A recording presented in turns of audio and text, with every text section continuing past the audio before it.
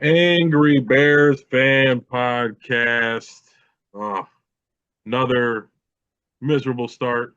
I mean, Bears fans tuned in. You guys know this feeling all too well. 0-2 or 1-1 or whatever it is. The beginning of the season where we felt so hopeful, but that feeling is slowly starting to fade. I still want to be optimistic, but after a embarrassing loss to the Lions, like say 52-21, honestly, I don't even think gives it justice. I know 52 is a lot, but it just like us even being that close makes it seem like it wasn't that bad of a game. And it just if you watched it outside of the first you know, half of the first quarter, we just were out of the game.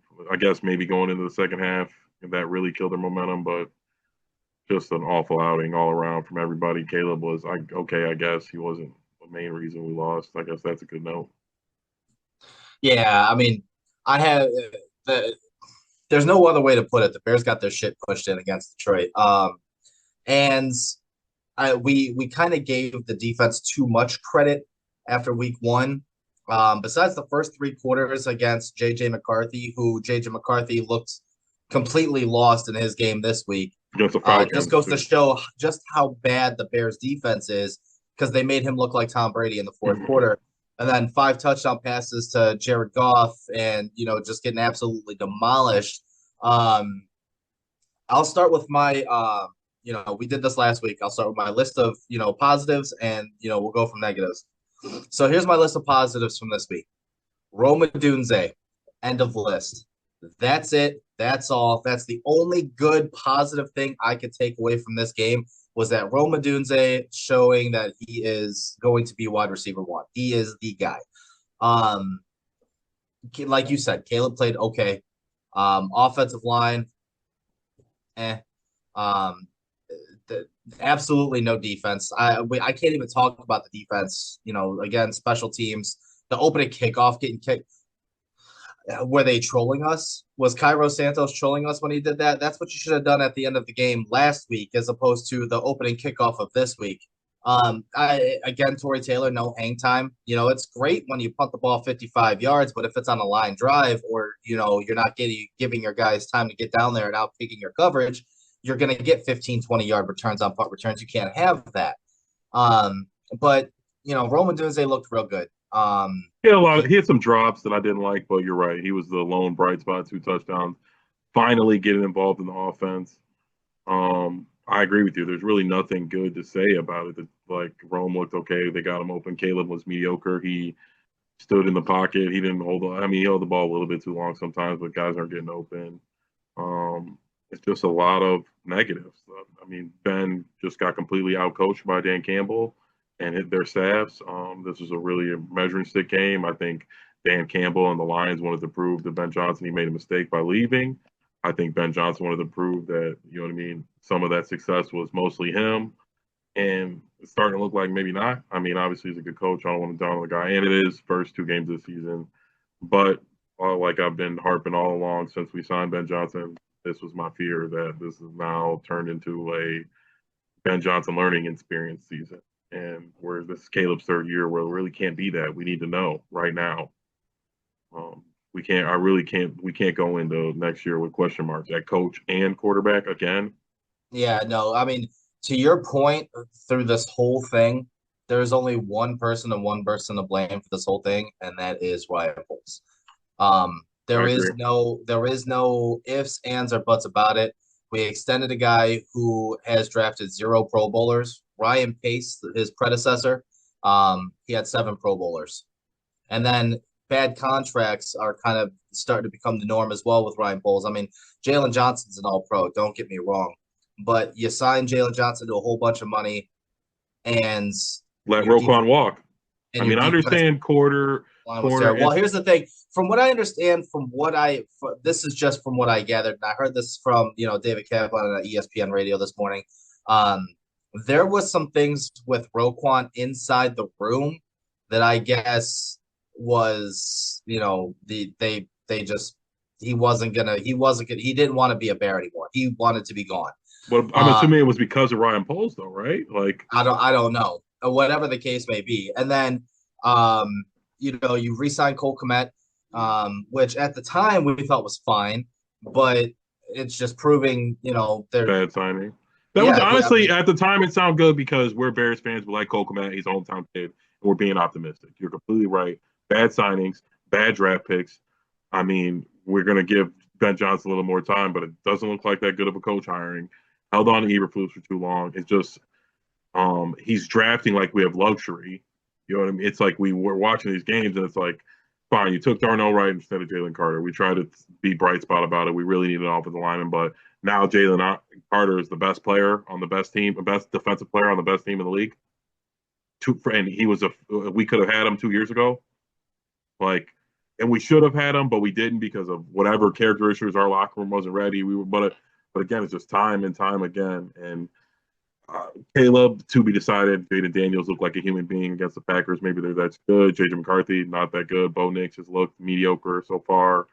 Michael Penix, Caleb-esque to me. You see the talent, but it hasn't blossomed.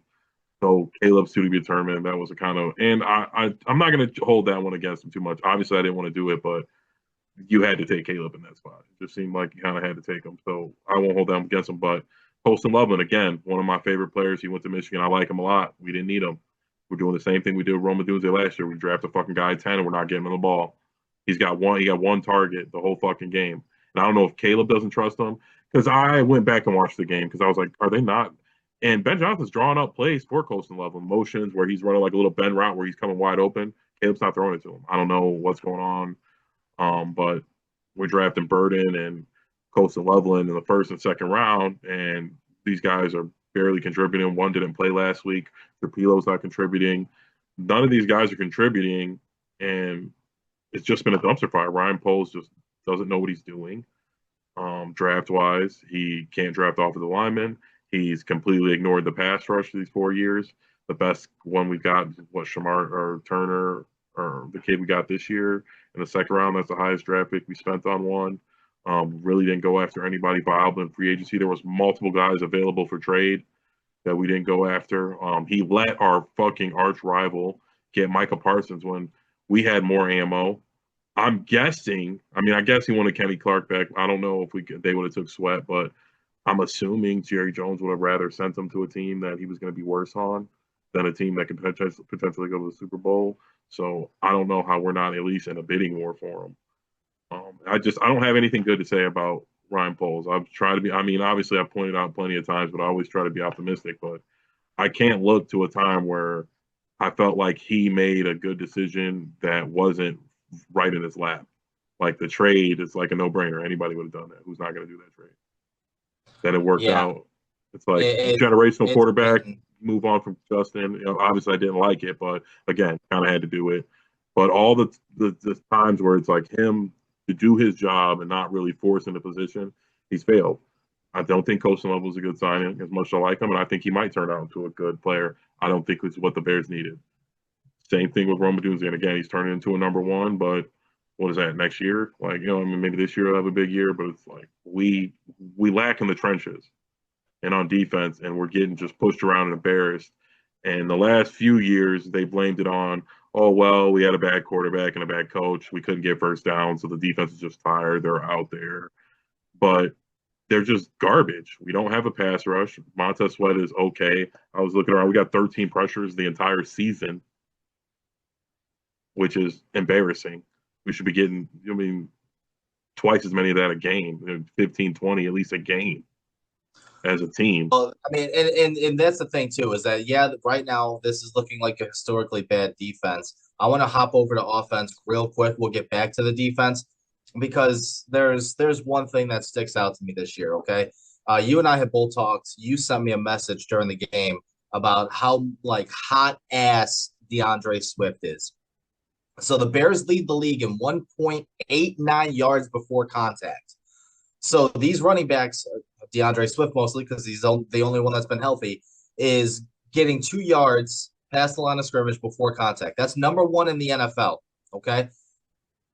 Their EPA per rush is negative 0.339. That's second to worst, second to last in the NFL. 24.4 success rate, which is dead last in the NFL. So what does that tell you? That tells you, again, we had this conversation last year. If somebody blows, you blow on DeAndre Swift, he's getting tackled. Okay. We've been talking about running backs for the last couple of years now that we needed a running back. Roshan Johnson was healthy. They activated him to play special teams. Why didn't he get any carries? Kyle Monangai ran, 7 carries for He had a 28 yards. couple, yeah, nothing special. You know what I'm saying? So why didn't he get? I just DeAndre Swift drives me fucking crazy. Where he literally runs into his offensive lineman and falls down, and he's getting tackled. It pisses me off watching this run game because we're supposed to be an outside zone scheme where one cut bounce at and that's what we thought DeAndre Swift was good at, but apparently he left his legs in Philadelphia. I don't fucking get it. The run game is non-existent. You can't have a play action pass game, which Ben Johnson likes to run, when you have no fucking run game.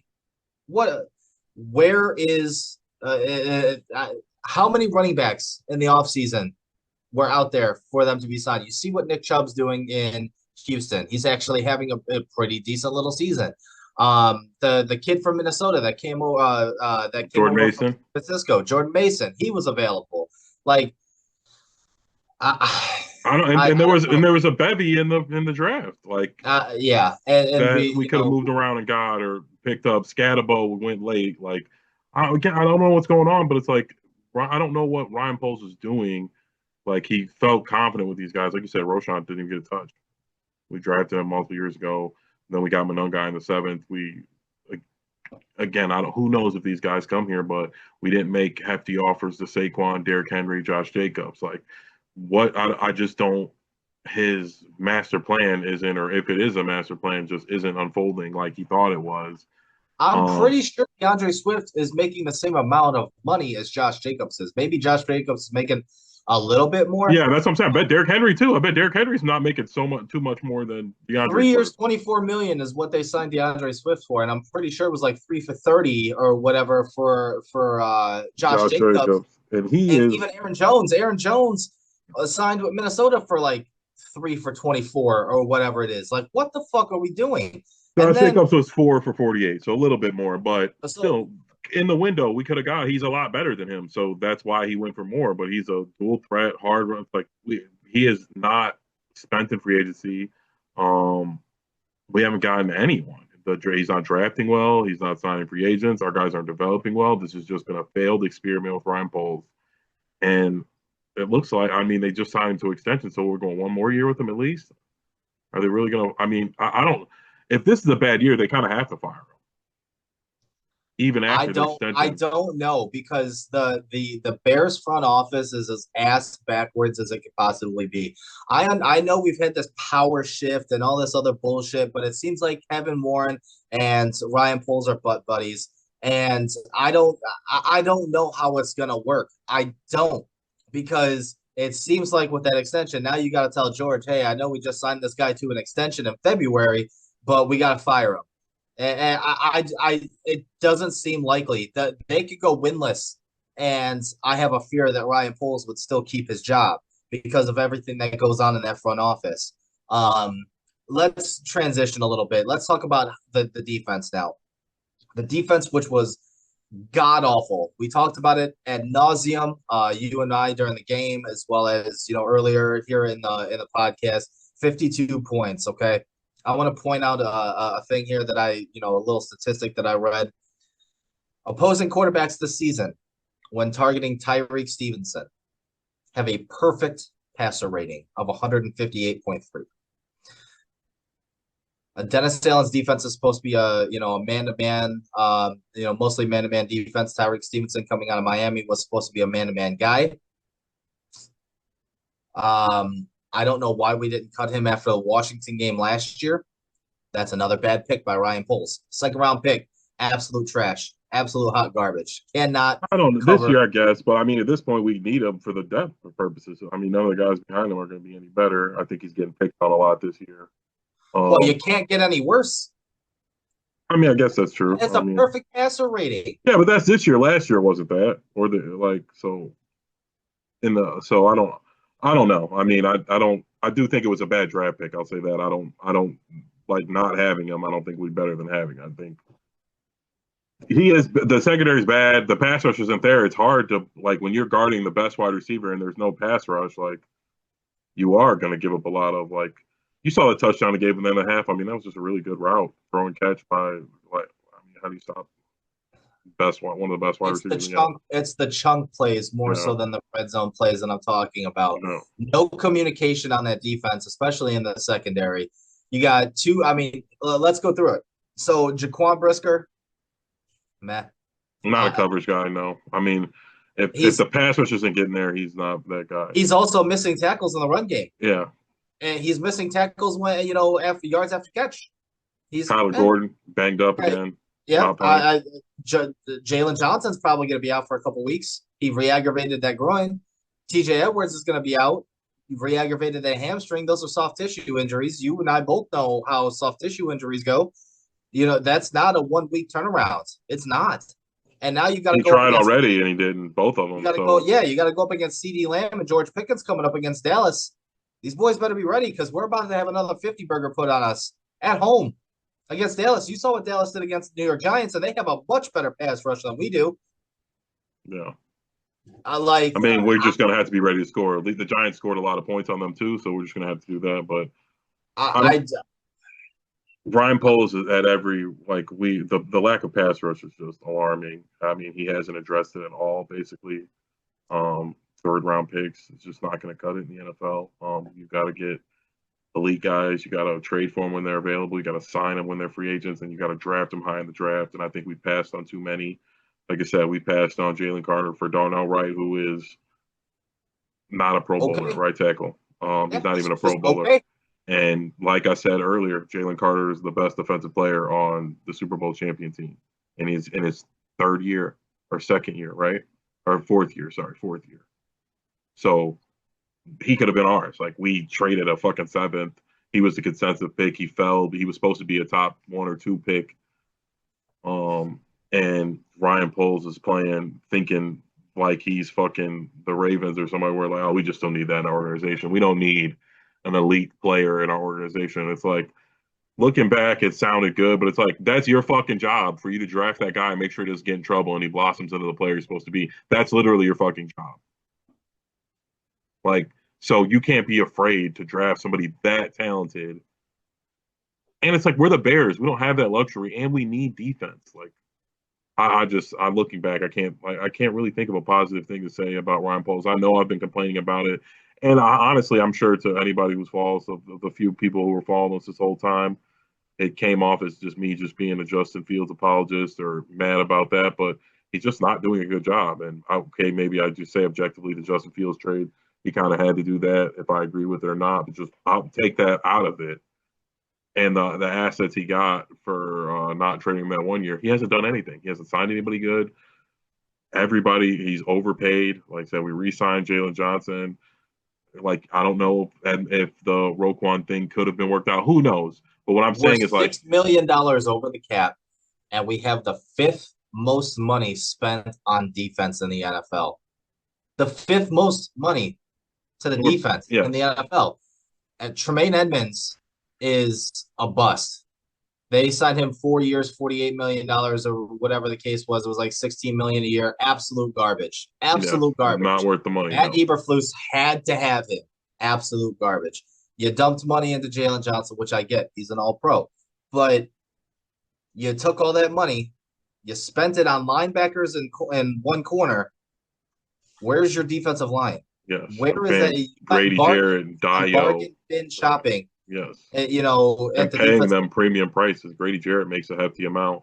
Dio makes a pretty decent amount. Montez Sweat is top. I think he's the Yeah, ninth, eighth or ninth. You're paying Montez Sweat to be a star. You're paying him star money, and Star money, and we gave up a second round pick for him. yeah, and you're not getting star production. No, You're not. we're not even The getting mediocre fucking production. the defense is atrocious, and if this is what we expect going for the rest of this year, we're in trouble. Yes, I big mean, trouble. we're in big trouble with this defense, and something's got to change quick. Because, like I said, transitioning here into week 3 now, game coming up Game of the week, America's game of the week. We're going to be on national television once again. 3:30 start on Fox against the Dallas Cowboys at home.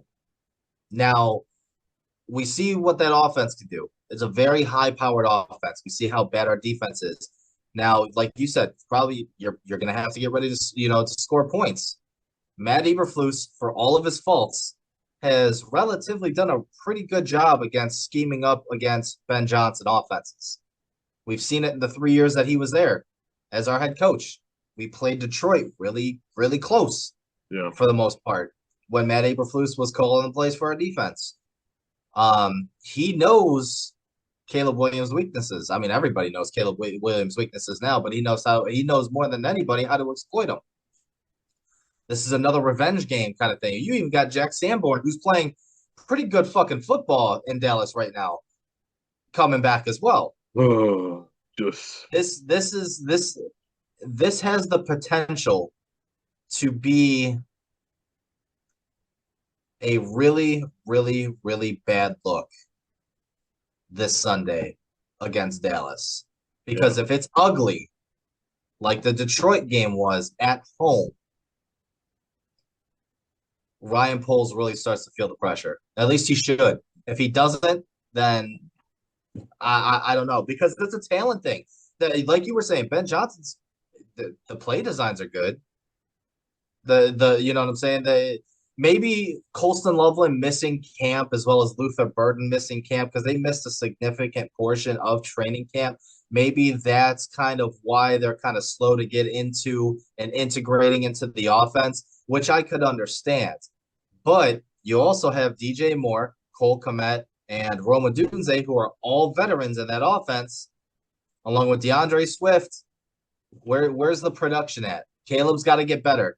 It's starting to progress a little bit. He is. Improvement, you know what I'm saying? I really don't have much bad to say about Caleb in that game. That interception was god awful. I will say it was terrible. I don't know what the fuck he was doing. I don't know. Like, I guess I could say that, but that shit happens. Again, I'm interception's interception. I expect him to throw one every other game. So that one was awful, but he was okay. He wasn't holding on it too long. But the run game really wasn't there. Swift got like 2 big runs, but besides that, it was really not there. It looked better on paper than it was actually going in the game. And just we can't get third downs. It's like he's got decent yards and the stats look okay, but it's like can't string together any momentum. It's a lot of garbage time shit. And then the penalties are bad. The penalties terrible. Penalties are bad. 20 in 2 games. Just false starts. Darnell Wright, I think he had 2 false starts. Jonah Jackson with holding and hands to the face, and it's just like drive killers, momentum killers, and then just again, Santos isn't that good. Bad contract. We're paying a kicker real money when we're a bad team, and he's not elite. It's like we can go get guys on the practice squad. Guys who are fucking on the street are as good as Carlos Santos. He's nothing special.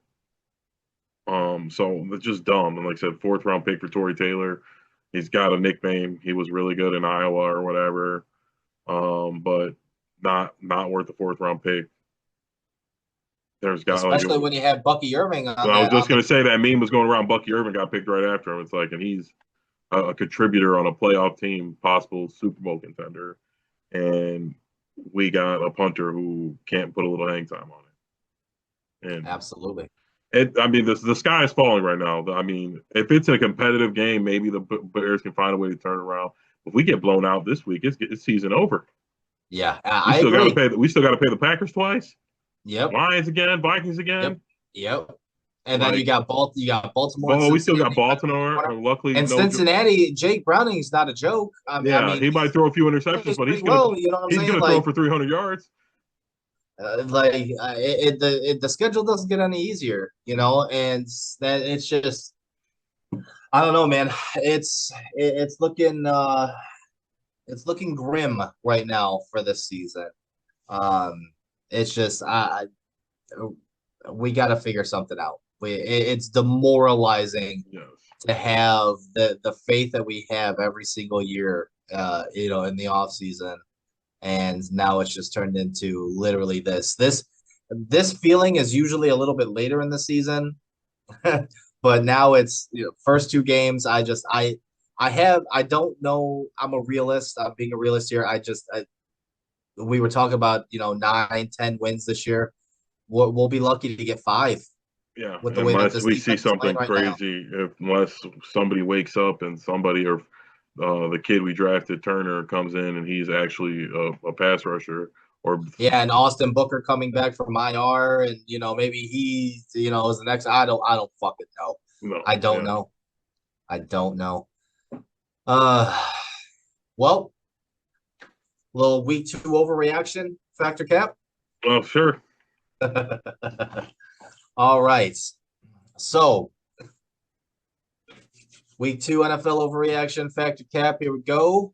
Number 1, Green Bay's defense is just that damn good. So far in the first 2 weeks of the NFL, they have the high-powered Detroit offense that dropped 52 on us. They made them look pedestrian, and then they made Jaden Daniels look pretty pedestrian as well. So Green Bay's defense is just that damn good. Factor cap. I would say fact. They're always really good. They always shit on us, and Micah Parsons is a guy. And I think going to an organization like that is very professional, and they're not a circus like Dallas is. He hasn't been doing his podcast, has he? I don't think so. No. I don't know if he'll continue that. But I just think they do business differently, and they draft well, they coach well, and yeah, I do think they're going to be a top 3, top 5 defense, and I'm worried about playing them. They're going to fuck us up. Like based on what we've seen so far, like it's gonna be 50 to fucking 10. Yeah, I would agree with that. Um, Kansas City fell to 0-2. They lost against Philadelphia again. Travis Kelce looks pretty angry. The Kansas City Chiefs as a whole did not look very good. So I will revisit my week 1 overreaction from Factor Cap. Factor Cap, Kansas City is done.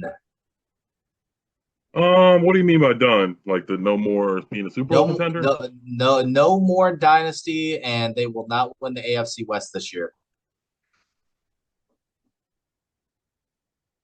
I'll say fact on that. I don't know if it'll be, you know what I mean? Tom Brady had a second and third act. But I think this iteration with Travis Kelce and Chris Jones, I think they're done. I think the Chargers are going to win the division this year. I don't know if that necessarily will relate to them being a Super Bowl contender. Who knows? But um, yes, I do think the Travis Kelce, Chris Jones, and possibly Andy Reid portion of Mahomes' legacy and dynasty is over. I don't know if who the next guy will be or who they fill in, Matt but Nagy. think so. It's going to be I Matt Nagy. either we'll I see. I guarantee. mean, we'll see. I mean, they on offense, it had their drafting hasn't been going. I mean, it goes well, but guys are getting hurt and arrested and suspended and kind of threw a monkey wrench in their plans. But yes, I do think this iteration of the Chiefs dynasty is over. Bears won here because I've been seeing the meme kind of going around a little bit. Hot coordinator, offensive coordinator comes in, takes over as head coach. All of a sudden, just no good. Factor cap. Ben Johnson is Josh McDaniels and Adam Gase. I'll say cat for now. It's too early to tell, but like we were talking about, it's demoralizing thinking that we thought Ben Johnson's coming in, coaching's not going to be a problem, and it's still a problem. Maybe not the main problem, but it's a problem. Yeah, it's still way too early to tell. These comparisons always make me laugh because we're 2 weeks into a season, and while the offense still needs to catch up and the defense has been a complete dumpster fire. I think we need to pump the brakes a little bit on that and just play it out. Let's see how this season goes. Next year as well. We'll continue on that. Number 4. I was completely wrong on my assessment of Daniel Jones.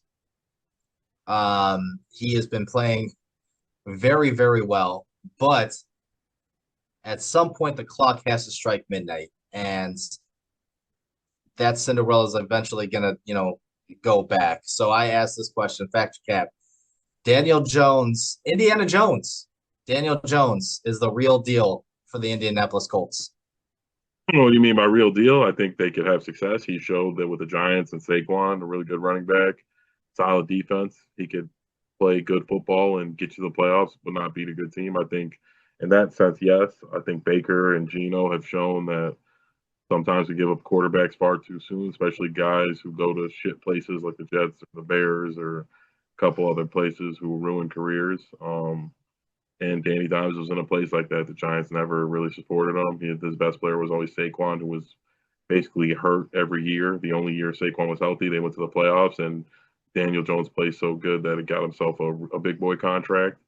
But I see it. He looks good. I mean, they've got a solid team. They play smart. Their coach is an offensive guy, and just shows that Anthony Richardson wasn't ready. A lot of I think we might be transitioning to a new era where we're not the games getting a little too confusing. I think there was a point in time where it was easy where these guys could step in and contribute right away. But I think in this era of football, it's very difficult for these young guys with no experience who haven't seen these guys like years of defenses step in and play. So I think Daniel Jones got a lot of experience, got a lot of talent. He's still relatively young. What is he, 27, 28? Like, not crazy old. He's an athlete. So I do think he's going to be good for the Colts. I don't think they're going to be a contender or anything, but I think they're not going to be a pushover, not going to be easy win. They showed with Joe Flacco they were pretty good. I like the nickname, Daniel Indiana Jones. I think I'm going to roll with that one for the rest of the season to see I how mean, that he plays. already had an elite nickname already, Danny Dimes. Danny Dimes. I know. All right, final one. So for the second week in a row, we've seen Tampa Bay, Baker Mayfield lead the team on a game-winning drive. Not a whole lot of time left. You see Tampa Bay and how they play. Baker seems like he's a real leader. Amigba seems like he's a really good, rookie wide receiver to pair up with Mike Evans. So I asked this question, Factor Cap. Tampa Bay is a Super Bowl contender this year. Legitimate Super Bowl I'll contender. say fact. I mean, there aren't that many teams in the NFC. It's the Eagles, the Rams, I guess. The Rams almost beat the Eagles, who won the Super Bowl by impressive fashion. But I do think Tampa, I mean, Baker's proven all the haters wrong that he's a franchise quarterback. They got a good defense. They got lots of weapons. So I do think they're a contender. I don't know if I would favorite them in a game. I mean, obviously I wouldn't favor them in the game against the Eagles, but yeah, I do think they're a Super Bowl contender. I agree. Man, the way Baker Mayfield plays football is just, I mean, that's what I want a team of Baker Mayfields. Like, if I could have a team of just his mentality, his makeup, his moxie, you know what I'm saying? That would be the ultimate football team.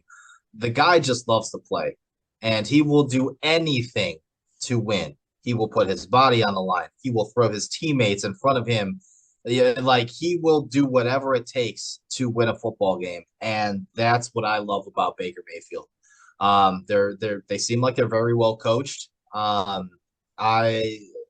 The NFC South, it hasn't been competitive in a few years, but Tampa definitely is my favorite to win that division. And besides, unfortunately, hate for me to say it, but besides Philly and Green Bay, Tampa's probably like my third team in the NFC right now. Yeah, I agree. I mean, they just look really good. no, I totally agree. One last thing before we go, we really touched on it a couple times, but just after the Eagles game, I just feel so differently about the tush push. I really am like Team Bandit now. I was okay with it when they were getting one or two touchdowns. They're doing on the goal line. The Eagles literally do it like 12 times a game. Like it's really, and you look at it, they're offsides. The center's lined up directly over the fucking football. It's like, when are we gonna fucking get this out of the game? Like, at least make them line up correctly. They made it a point to help the pass rush to make the tackles line up correctly and not so far off the ball, to get in line with the rules. And even then, they're still off the ball too, in my opinion. But for some reason, on the tush push, we throw the fucking line of scrimmage and neutral zone rules out the fucking window and line up like it's a fucking game of rugby. And then Saquon and the tight end both push Jalen Hurts, but the defense is a lot of pushing people. I saw the Chiefs; they were pushing people, which is against the rules, and they're just allowing it. to counter it, but it's like just fucking make everybody play within the rules. If they want to run a tush push like thing, fine. Saquon and them can't push you, and the center can't line up on top of the fucking. He's literally lined up. You can't even see the ball from an overhead Nope. view because No, he's on top of the ball. It's supposed to be like a football laid out in front of him. And so it's like I don't know. That annoyed me watching the game where it's like it comes to a point where they're running it 10 times a game. Like on third, if it's 3rd and 2, they're about to do it twice. yes. So and it's like that happens all the time. They're a good rushing team, and like I don't know, it's kind of boring. I don't know if it's in the essence of football. I guess old school, but it's just kind of whack. I don't, and I'm assuming somebody's going to get hurt trying to do something creative to stop the Eagles from doing. Well, realistically, this is going to sound bad, but in that retrospect, if you're going, obviously Philly, what like you said, lining up offsides and everything else like that. My fear is that somebody's gonna, like you said, do something crazy, and they're gonna try to make an example out of Jalen Hurts, or like when the Rams last year kept going offsides, and just hitting Jalen Hurts. Somebody's gonna launch themselves into Jalen Hurts and seriously hurt him to Or get the this. center, or somebody who's getting Yeah, piled like on. Like somebody's going to get seriously hurt because the defenses just don't want to put up with that bullshit anymore. And I understand, like I get it. You know what I'm saying? Like with everybody talking about how Detroit running up the score and everything else, like blah blah blah blah blah. If you don't like it, stop it. I've always been that kind of person. I agree, But me with too. this, it is 100% impossible to stop when the And it's offense outside the is getting, rules. yeah, whenever the offense is getting every single benefit of the doubt, when you have the entire offensive line on the other side of the ball already, Yeah, how are you supposed to push two it guys back? shoving him in the back. Like that's just nuts. Yeah. But week 2 miserable like the week before. Hopefully not the next week coming up, but hopefully Ben Johnson, Dennis Allen can get in the lab and turn this around. Only this is only something coaches can fix. We're kind of stuck with the guys we got. Maybe we go out and trade for some disgruntled person, but it won't be any savior. So the guys are who we have. We've seen way better bounce backs before in the past than the Bears. And maybe it was just an emotional game. Ben Johnson return into Detroit. Emotions were high, and we could leave it at that. But next week's a big test. We're down in the secondary, down in the linebacking core, and Dallas. If you can say a lot of things about them, but they're a good offense. CeeDee Lamb's going to get 10 catches. George Pickens is no slouch, and Dak slings that thing around. So we got to be ready to score. Absolutely. Here we All go. right. Uh, And we will see you guys next week. Like, follow, subscribe, all that good stuff. Keep commenting. We had a lot of comments on the last video, which I like. It's football season now, so we're getting more engagement. But I'll see you next week, buddy. I'll see you next week.